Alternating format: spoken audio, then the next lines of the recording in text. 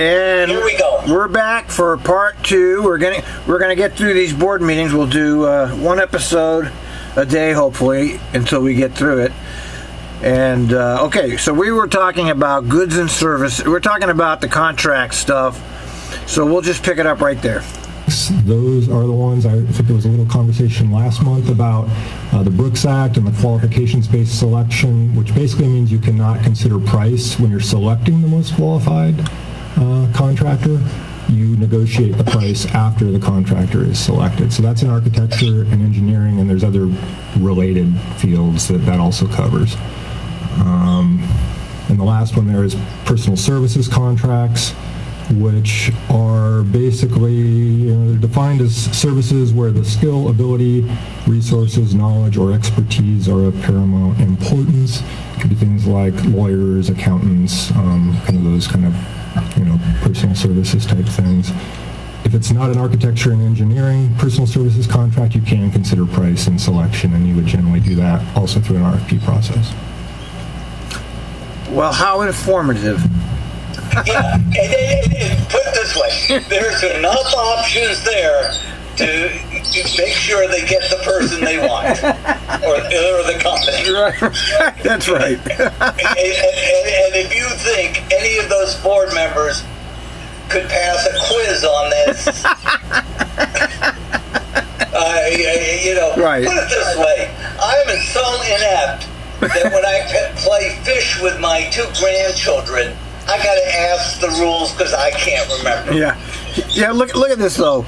Design bid bill, owner plus designer plus contractor, and then there's the design bill, owner plus parentheses designer contractor, and then the CMGC, owner plus contractor parentheses plus designer. Oh God. That's a good question in regards to the Brooks Act. Sure. When you just said that you can't use price in the selection of the contractor or the service provider, at what point does that come into play? So, as we're doing the selection process, we're looking through all of the potential service providers. Is that the point as in which the quote-unquote selection is made, or is it at the board level that the selection is made? I just want to understand at what point, as a board, we consider are we considering project value and approving the project value at that point, or are we approving just the contractor and the price, quote unquote, is a separate decision point? So before it gets to the board, the way it would work is the selection committee would select the proposer they think is most qualified, and at that point they would begin negotiations on coming to an agreed upon contract price to do the work. If they can't come to an agreement, they go to the second highest ranked proposer and begin those negotiations again, etc., until they can come up with an agreed upon price with the contractor. So by the time it gets to the board, we should know both the contractor and the contract price. All right, excellent. Thank you. You were essentially superfluous, and all we want to do, and we'll help you do it, is that I'll bring the can of oil so we can pop your head. Right. Yes, there's no squeaking. Duh. Oh my God, it's so crazy. Yeah, did I translate it to the common man? Yeah. Can you? Come on, Dr. Bauman. We often hear that a price that a contractor has proposed is consistent with Trimet's own, or not, with Trimet's own evaluation of cost. How does that internal evaluation take place? There is a fair cost estimate performed prior to the time the procurement's put on the street or advertised for responses. So we are required to kind of do our own estimate as to what that work costs, and then we kind of can compare the responses to our estimate and see, sometimes it'll tell you if something's terribly wrong. In a bid context, if you get several bids, obviously you have a pretty good idea based on how close together the bids are, or far apart the bids are, on whether the one of the contractors is maybe seeing things differently, and that's an issue. But we need to we do that prior to the time or very close to the time the procurement is advertised. So if there's a difference, it's possible the contractor might point out that maybe your internal analysis has missed something, possibly. It's possible. It's a good tool for us, and again, on FTA contracts, we're definitely required to do that. It's a good tool for us to see, if the bids are coming in way higher than our estimate or way lower than our estimate. Whoa, is there something we're not seeing with our scope of work, or are there potential issues there, or maybe we just. What I was heard, and I'm not sure if this is true. They used to use the psychic hotline, but when they found out that cost $1 a minute, one of these guys at a garage sale found an old magic 8-ball. Yeah. Remember when you shook it, you asked a question, and then you turned it over, and the answer appeared. Yeah, right. This is hilarious. Do you think we can eliminate one of these three by using that method? See it differently, but the market's driving a higher price or a lower price based on The market. There's the market. things like that. The market, yeah. Sure. What market? Good morning, I'm Steve Witter. This is the guy who last time explained why that they couldn't buy the steel 6 months prior. Right. But he's buying it now 6 months prior to the. Right. Yeah, they figured that out. Yeah, they figured it out 6 months after they should have figured it out, right? I'm going to talk a little bit not about the procurement methods, but the delivery methods, as we call it. And what I wanted to kind of start with is, what do the makeups of the different delivery methods mean in terms of relationships? Oh, so here we go and again. So the slide we have up there today was attempting to describe sort of the three main construction contracting methods that we use. Design, bid, build. So the owner, Trimet, has all the money, and they have for the project, and they've contracted separately with a designer to do a set of design drawings.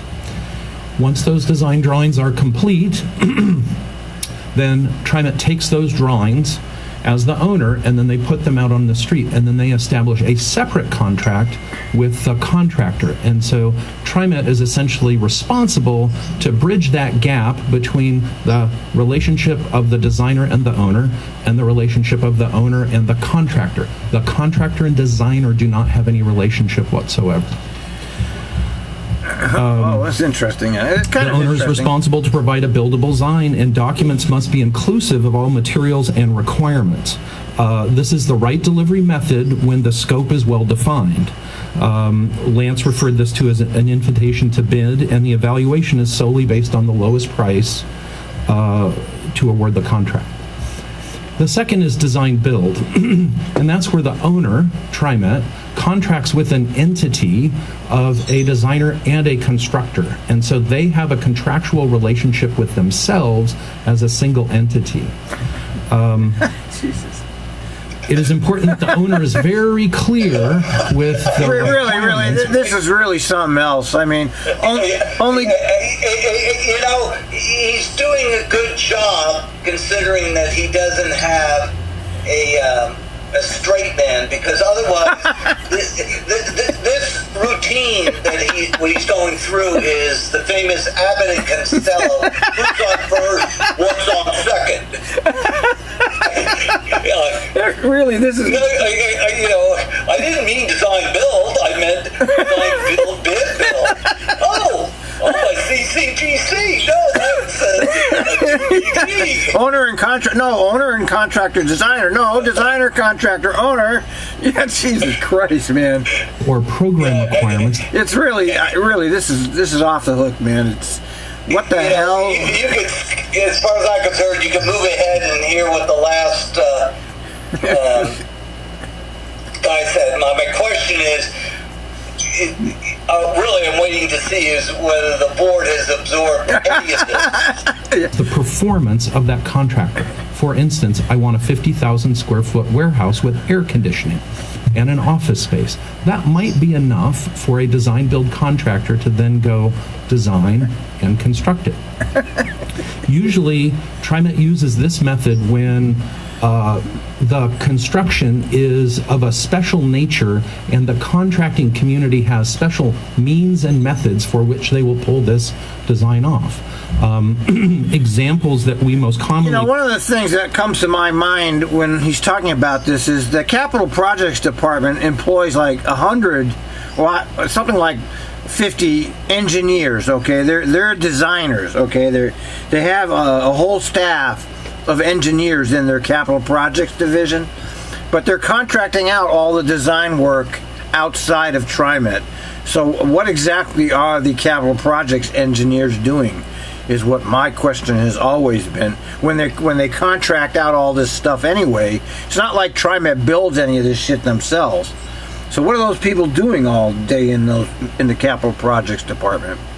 Well, I have no idea. My feeling is that they're probably helping drawing up the specifications. I suppose you got to be right. I mean, there's so many engineers. There's so many engineers involved. I mean, this is what I call the Capital Projects cabal.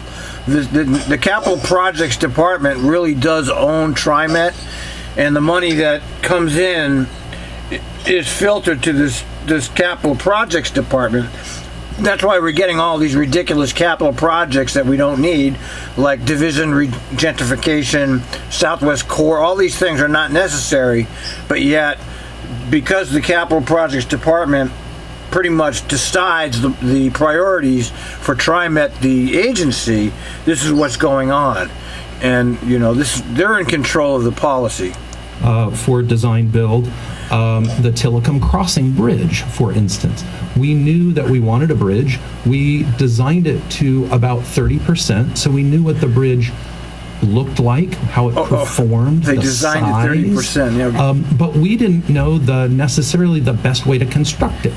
And what we determined is the loads on that bridge during construction actually exceeded the loads that would be used on that bridge during its normal lifespan, and so therefore... No, I'm enjoying this presentation. This is useful. This is the first time I've heard them ever explain any of this shit, so I'll give them credit for at least explaining some of it, because I had no idea about... Yeah, so is he going to go into some of the tremendous shortfallings of the Tillicum Crossing Bridge? I doubt he'll say. They never say anything negative. You know that, right? Everything is always good and positive and great. By the way, if you ever go over it and all the way up, you'll see this little cement curb, and you might, it looks a little more than, not much more substantial than one of those parking, barriers when you pull in. And do you know what that is for? No. That is for, the idea in theory was that if a bus needed to cross over from one lane to another, okay, on the bridge, or at some point, that at a 45-degree angle, this little curve was designed that it could get up over it and get to the other side. Oh, I see. Other lane. I see. Now, I'm not an engineer, but my thinking would be, let's find an empty parking lot, draw 40 feet, let's just pour 40 feet of this concrete proposed barrier, this curb, and let's see if a bus can actually get over it. Let's see if a TriMet supervisor SUV can get over it. You know what the answer to that is? What? No. Oh, really? So they can't get over the little hump? Is that? Yeah. In other words, they get high centered. Oh, jeez. Oh my God. Yeah. Yeah. He didn't have to mention that, did he? No, he's not mentioning it. Yeah. Who was responsible for that little fiasco in it? That reminds me of the... and in the total cost of this bridge, it's minute, okay? Yeah. It's, and as far as Doug the Dev says, we listen to the people. Tillicum Crossing was not the number one popular. No. It was Kirk Reeves won that one. Kirk Reeves, who I knew personally. Yeah, I knew him too. So two of us. And used to ride my trolley all the time, and lived right downtown on Morrison, and he really deserved that too, because he kind of was the persona of Portland in many ways. He was, and of course, there was a contest submitting names. Yeah, I remember that whole farce. Yes, I do. They didn't choose my name, which I submitted. What was your name? Oh, I'm glad you asked. The absolutely unnecessary bridge. Oh. Yeah. Because actually, there were a lot of people testifying that the cost of this bridge alone, just the bridge, which is not included, I think, in the $220 million per mile for the orange line, by the way.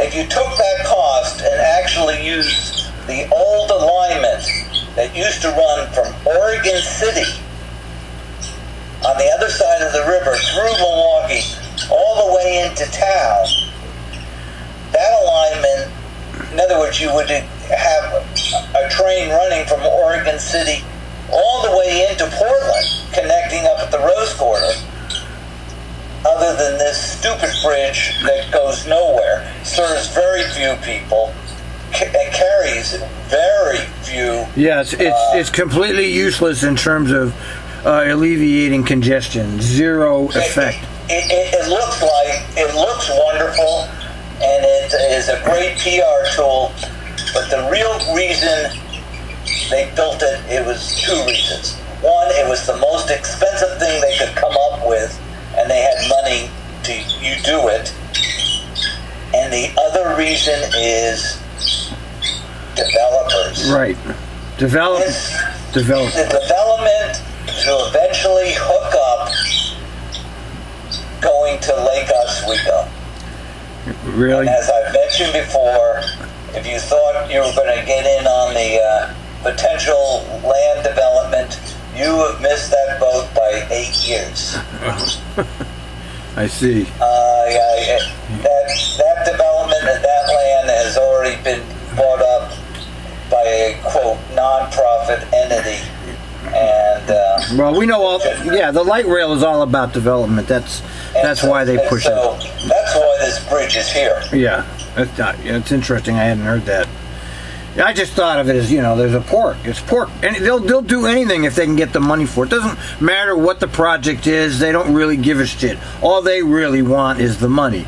And right. I mean, for a while there, between projects, they were so desperate. If you recall, they even proposed that Trimet would do an elevator going to up to OSHU. Yeah. They'll do anything. It doesn't. They don't care what it is as long as the money comes in. That we would. I guess the only way they would appease the union was that they would actually have a manual operator. Can I push the button for you? Or would you like? Lingerie, fourth floor here.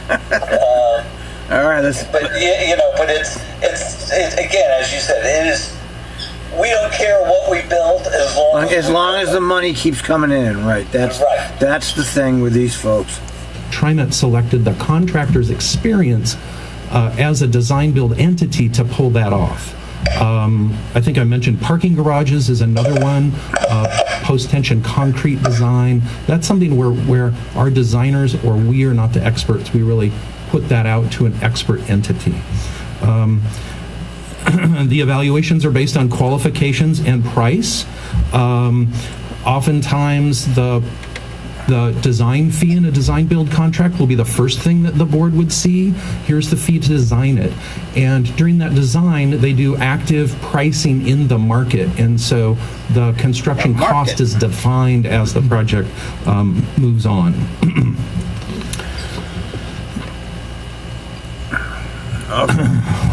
This slide is also a part of my discussion here. CMGC, now that we've looked at design bid and design build, CMGC is a little bit different because the owner and the contractor have a relationship together as they engage the designer in the final design of the project. And so oftentimes we're coming here with the CMGC asking for pre-construction services. So that's where the contractor is actually assisting us in making decisions along with the designer so that we're designing it with constructability in mind or other special requirements that we might have. Some of those special requirements include constructing while maintaining vehicular or rail traffic. So we can't shut down our system necessarily all the time each time we want to do a project. So the steel bridge work that we'll see a little bit in resolution later is a CMGC because we negotiate with the contractor work windows and different methods of doing construction to minimize impacts to the operating system. We also do this where we might have special right-of-way requirements. The orange line, we had a tremendous amount of right-of-way, and we weren't able to necessarily deliver that right-of-way all at one time to the contractor. So through the CMGC, we helped negotiate what that context would be, and they were able to monetize that risk within the contract. The CMGC model is one that we've used very successfully on Interstate Max, the Max Green Line inside of the downtown mall area, and also the Orange Line as well. And you guys have seen other CMGCs. Pal Garage is one we'll look at a little bit later today as well. Yeah, that one is what? Director Sins, I'm so sorry. To the trough 3 times? Yes, that's right. They keep coming. Yeah, I just love the way the government does business like that. I mean, nowhere in the real world does that get done like that. Only government contracts. All right, construction manager, general contractor. I do apologize. We throw these terms around all the time, and but some of the benefits. Again, a CMGC is a negotiated contract. It gives live market cost feedback. So we're actually seeing live pricing as it goes. It allows, as I mentioned, the special requirements to be understood and monetized. It allows Trimet to influence the subcontracting plan and maximize our participation for certified firms DBE, MWESB. MWESB. And it does require that we do the public findings, as Lance mentioned, and that you as the contract review board approve them. Quickly, I know I'm sort of over my time here. Sorry. Some of the outcomes. Are they going to cut him off? I don't know, but he's over his time. As he wants to get out of there. To kind of wrap up, design, bid, build, small projects, very well-defined scope. And it's also a place where we bring in new firms to Trimet. Design, build, sort of specialty construction or requirements that designer and contractor know. CMGC, special owner requirements that need to be managed. I wanted to talk about how we've done with our certified firm participation in these different delivery methods. Interstate Max, $34.9 million went to certified firms. That was 18% of the construction project. The Green Line, $57 million went to certified firms. That was 17%. PMLR, we hit 26%. What are they talking at $175 million. And then after PMLR, we've transitioned to smaller projects. So we have a larger number of projects, much smaller value that you guys have seen. And it's not quite apples and oranges to the larger projects, but over the last 3 years in our certified payroll, that's the payroll that's actually going to workers, approximately 29% of that is going to DBE firms. So that's in our non sort of federalized projects. Sorry. Yes. Clarifying question. So the 29% that goes to DBE firms, is that for all of the 3 types of contracts combined, or is it?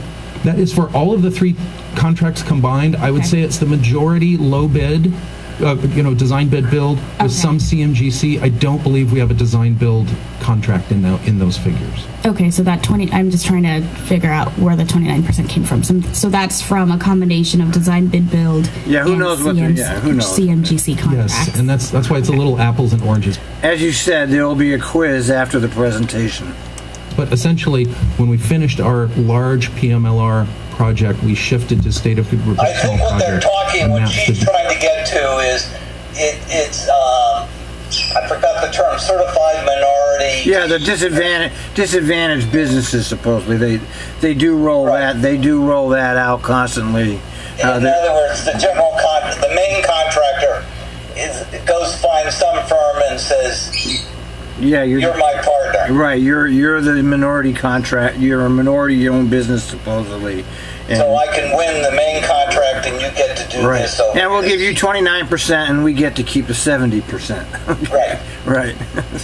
And that's what Dr. Bethel was very adamant about. That you know, Yeah. He did. He did voice some objections to some of this. He was the only one that ever questioned it. Yeah. Very small values, though. So And maybe John will talk about this, elaborate more during his piece, but is the 29% how does TriMet compare nationally to other agencies is my next question. But if John can answer that, would be great. Good morning, board members. John Gardner, Director of Diversity, Transit, Equity, and that's a great segue. So I wasn't going to read this, but because of the way you said I will read this. So I'm going to talk about TriMet's DBE program and our workforce training hiring program. TriMet maintains its national award-winning model for involving small and Its emerging national businesses owned by people award-winning of color model. and women that began with the Reset Max project.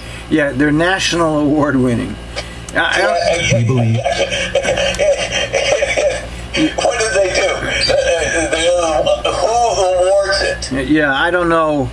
Yeah, I mean, Remember Andy Rooney from 60 Minutes? yeah, of course. He used to say, at one commentary, he pulled out this big box with all these awards.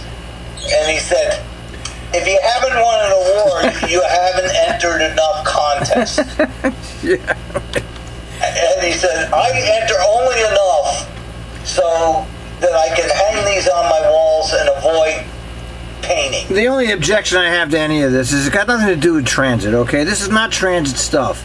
This is capital project shit. And my objection to all of this has got nothing to do with transit, okay? Transit agency's supposed to be dealing with transit. And this is where TriMet's gone wrong, is they've gone off. Their mission has changed from providing transit to all this capital projects baloney. And they're still going further into that realm. And they're like a runaway train. There's no stopping them. that businesses and people building our transit system should reflect and the community in which we serve. That's why we are committed to providing opportunities for disadvantaged business enterprises and our efforts to improve mobility throughout the Portland area. The program is managed by the Department of Diversity and Transit Equity, and we do so in partnership with Capital Projects and Procurement. So for context, that 29% that you've just heard about, that's probably 2 to 3 times greater than any other public agency across the Portland Metro over the last decade. Like, I couldn't think of 5 to 6 projects that have outperformed TriMet's contracting strategy. Our DBE program, but who cares? It's goddamn not transit. Who cares? Federal Transit Administration's website as an example of how to contract to achieve equity and inclusivity in public contracting. So before I get too far into it, let me just remind everybody what a disadvantaged socially or economically enterprise is. It's a contractor for-profit that is 51% owned by an individual who is considered socially or economically disadvantaged. Historically, that's women and people of color, but obviously there's an income threshold. So as an owner, you can have more than $1.3 million in assets, and your annual revenue. Oh, did you hear that? You're disadvantaged if you don't have more than $1.3 million in assets. Okay, so you have $1.3 million in assets. That you're disadvantaged. Okay, that's America for you. And $23 million. 23 million. So Steve spoke about our larger successes over the years, and this sort of really put the program on the map when we did the yellow line. So when we achieved, I want to say, around 19% utilization. At the time, no one else was getting more than 5 to 6% disadvantaged business enterprise, which is sort of code for getting more women and people of color contractors on projects. So, good news, bad news, we have a really strong reputation, both locally and nationally, as having this as an organizational value, but also... In other words, we really aren't supposed to be using that criteria of color, women, and minorities, but, we really are. Yeah, right, exactly.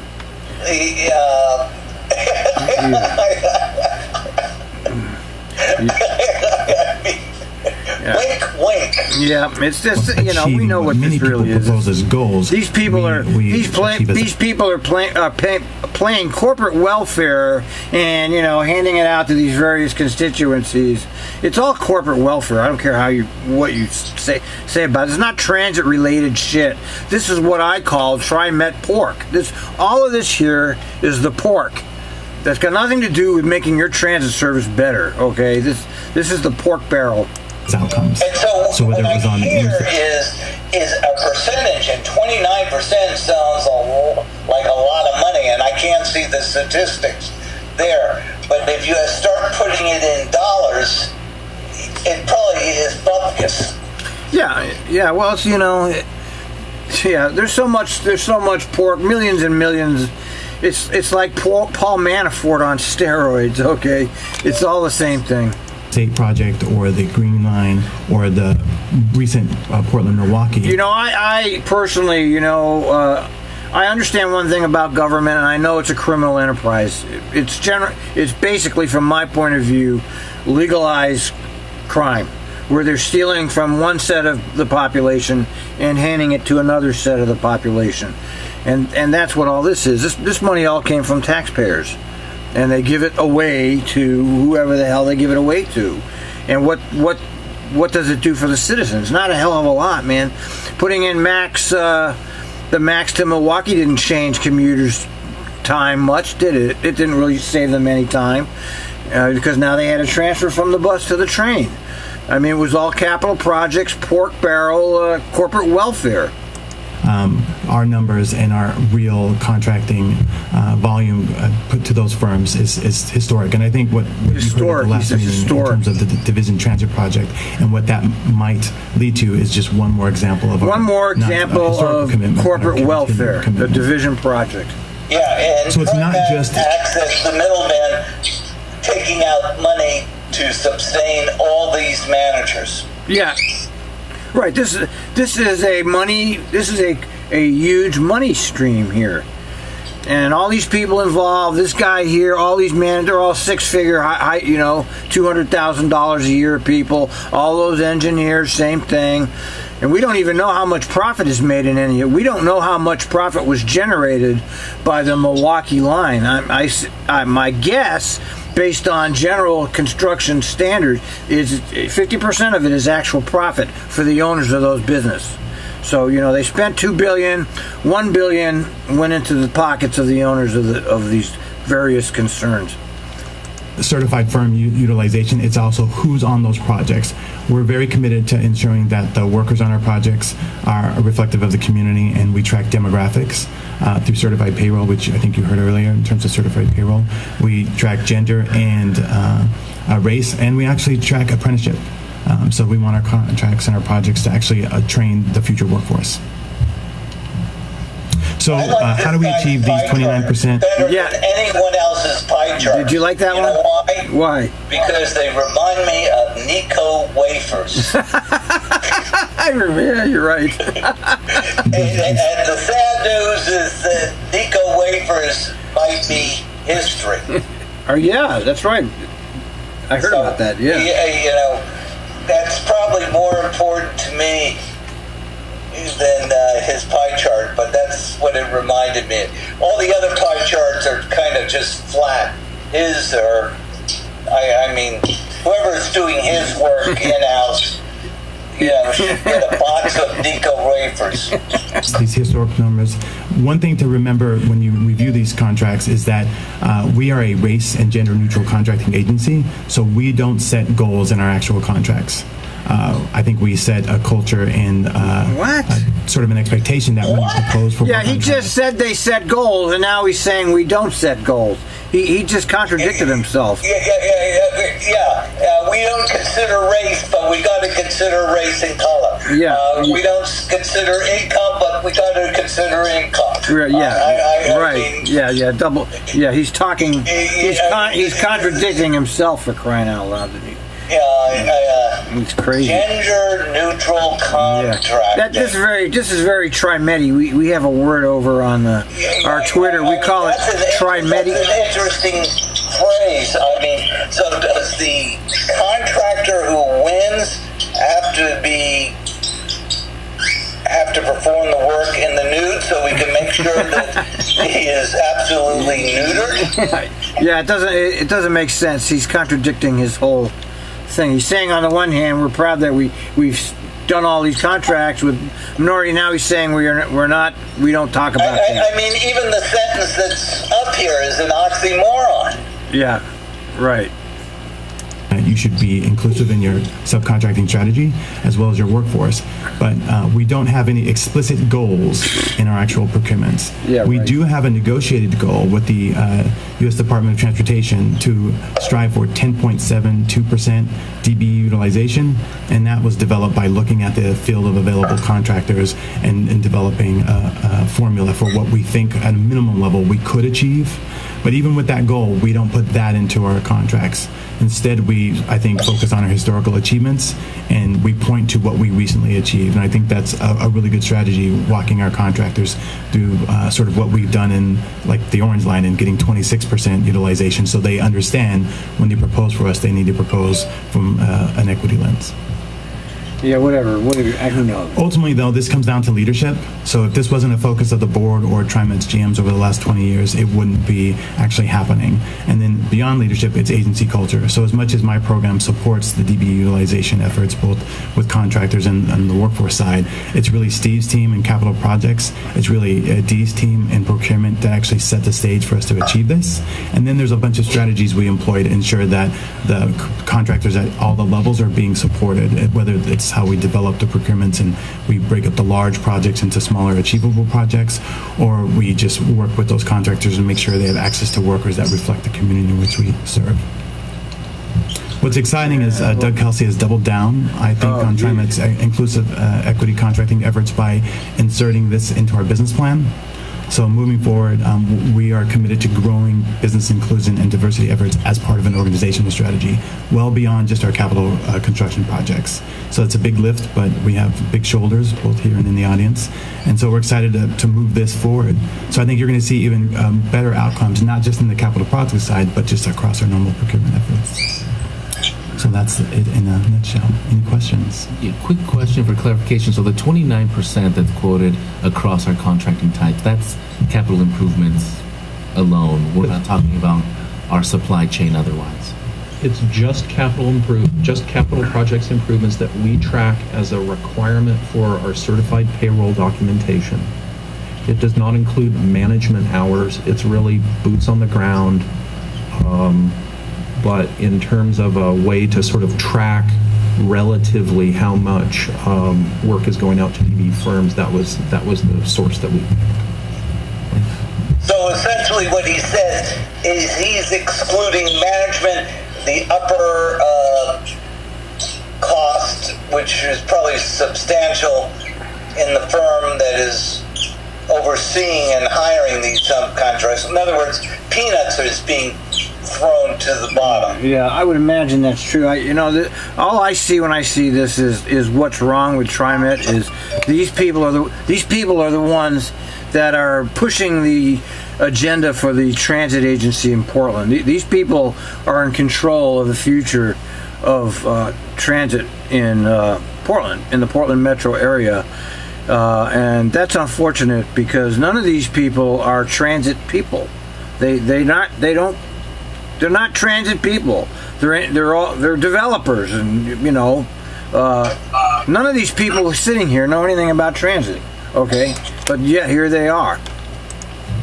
And I bet you if you asked them how they got to work, Yeah, they how drove. they got home, Right, they drove. and they ain't on Trimet. Right, no, I'm sure you're right about that. Read a little bit about some of the apprenticeship programs around training and sort of preparing this, maybe next generation of workforce. Next generation. Sure. And what our involvement as Trimet is around those things. Well, Trimet itself has an apprenticeship program, but there are about 19 joint apprenticeship training councils across the Tri-County area. Every major trade has one, whether it's roofing or carpentry or laborers or whatnot. And so, like many, I believe the state actually passed a minimum of like 60% apprenticeship utilization on state-funded projects. Historically, we're around 20%. I'm on the State Apprenticeship Council. There's all kinds of rules, much bigger than those books, in terms of each trade has its own apprenticeship requirements and responsibilities. You can sign on if you don't have your own training program with a joint apprenticeship training council where you can pull workers. There's a lot of organizations beyond Trimet that are really pushing for equity in the trades, which more and more are requiring the trades to recruit women and people of color into their folds. So whether you're union or non-union, there's an increase in availability of workers. So the expectation is there's going to be a need for about 15,000 more construction workers over the next 5 to 7 years, and that's across all those trades. So a lot. So you see Harry, and I guess it's that Henderson guy. Is that who this is over here? And this is Harry, right? You see them? Is that supporter there? That's supporter here, and this must be that Henderson guy here. But anyway, these two are busy. I don't know what they're doing, but they're doing something on their computers. I mean, they're very focused on whatever they're doing there. I'm just curious. Yeah, well, this is not in their lane. No, right. They're just doing something. They're doing A lot of organizations, incling Trimet. I wonder what are Harry's promoting, doing. I wonder what contractors and owners and community members to pursue careers. Ready by the way, next month, if this board does not ask, are you aware about the real violent attack that took place Saturday? Yeah. Mm-hmm. No. Yeah. I mean. And as details come in via the actions of Portland police. Yeah, they seem to be poo-pooing it, don't they? They're not. And the Trimet Transit Police. Excuse me. The word action is not the appropriate word. Inaction. Yeah. They're not jumping on it. The only thing I can assume there is that higher ups, whether it be in their own command or the district attorney, saying, "Let's not make this." And it got no media coverage at all. Absolutely not. Nothing. The big blank. Go ahead. I'm sorry. That's off subject here. Attainable way into family wage jobs in the middle class. Great. I think for me, as a board member, I would be interested in seeing where there could be more partnerships between our high schools and colleges, community colleges, for example.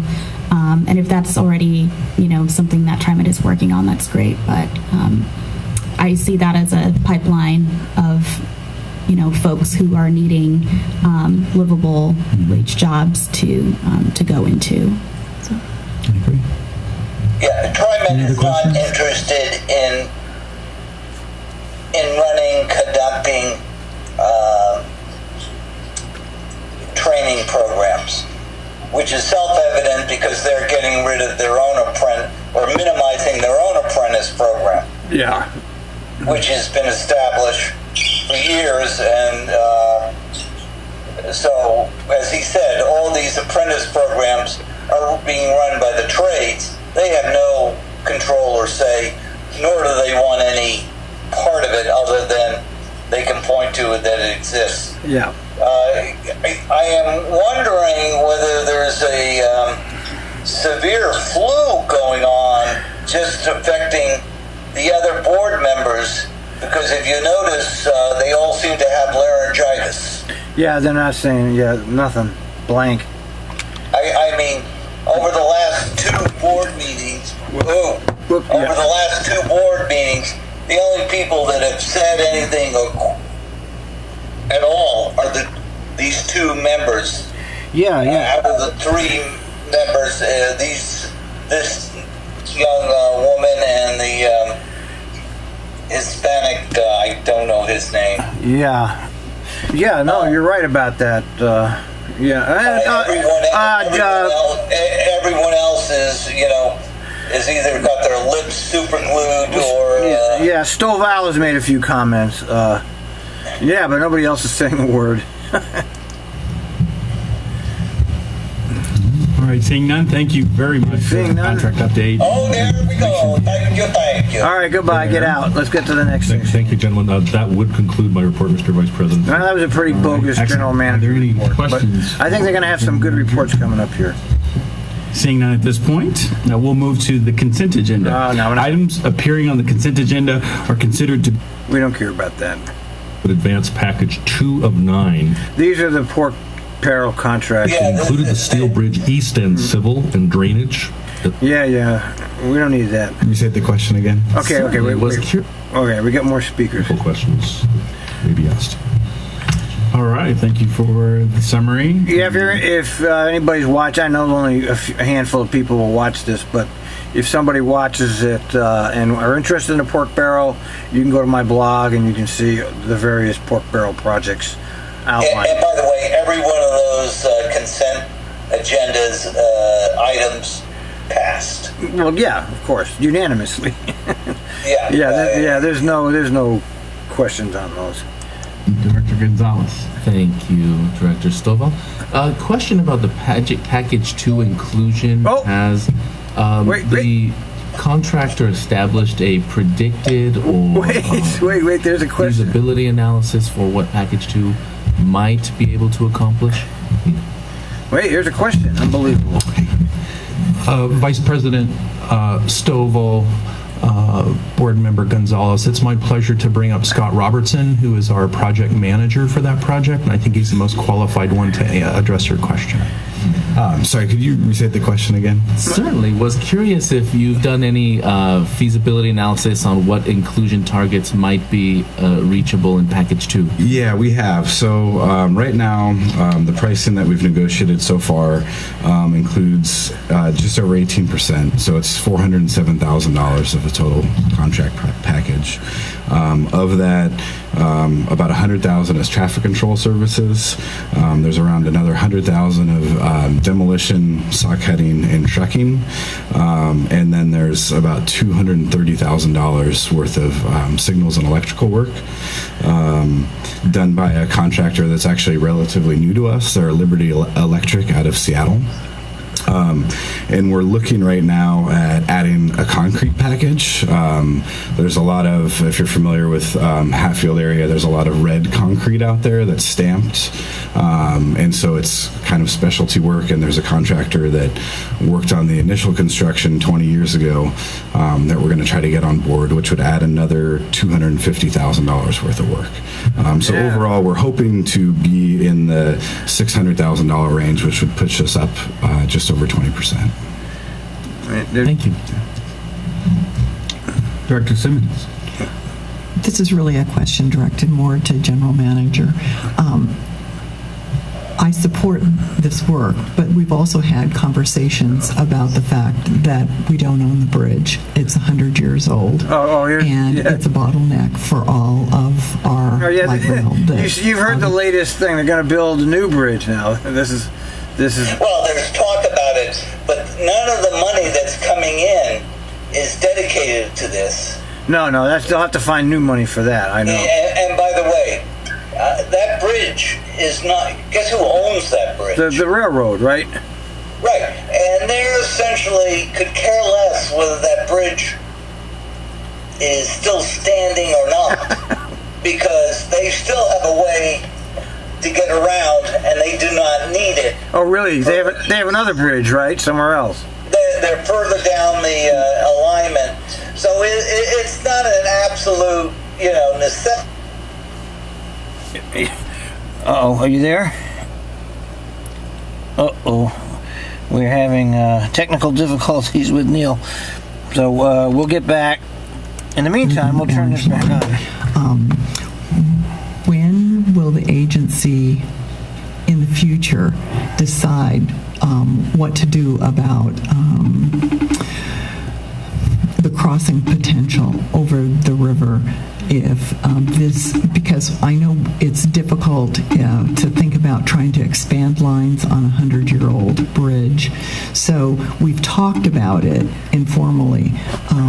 When in the future do you think the agency will be ready to really we seem to have lost approach an alternative? Let me see if I think that this is a great question. I think firstly there's some work being done by Trimet right now, some early pre-feasibility study on options. I don't know the exact timing. That's probably about a year away, Steve. Well, we've done some very conceptual work. I think that's been before you once already. Doug is correct. We're looking for other opportunities working with Metro, a regional partner. Are you back? Yeah, we're back on. All right, turn on your camera. It just said FaceTime failed. Okay, turn on your camera, and then you can turn on your camera. Okay, I'm going to hit this green button camera. How's that? Okay, there you go. So it's gonna be upside down again, but oh well. Yeah, but okay, we're getting towards. Yeah, let's see. Okay, there you go. All right, you're back in business. So we're still listening to this. I was continuing without so you. So we're including that project in their long-term regional transportation planning. So it's So you were mentioning that the bridge, the railroad doesn't even care about the bridge because they have another bridge. So and not only, but people have been saying since day one, before any track was ever laid over 20 years ago, almost 30 years ago, it's close to 37 now, I think, that the steel bridge was not viable. I mean, they talked about a tunnel. They talked about putting the people who belong to the same club I belong to, I told you so, said this 30 years ago, that you're building a whole transportation system based on a 100-year-old bridge. I immediately, the first thing that came to my thought was, why would you even construct the MAX in this fashion? And then knowing how government operates, I figured, well, maybe they did this specifically because they knew they could come back later and get more capital projects money to replace the bridge. And that's not some magical thinking. I think government does that. I think they actually plan things to be obsolete so they can come back and get more money later. All part of the same thing that I'm always talking about. How do we keep capital projects in business? Right. And one, it was the cheapest thing to do at the time is to use it. It was the cheapest thing to do was never to put build a subway system downtown. Yeah, right.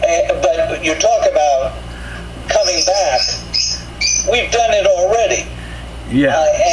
And the example of that is, have you taken the Orange Line out to Milwaukee?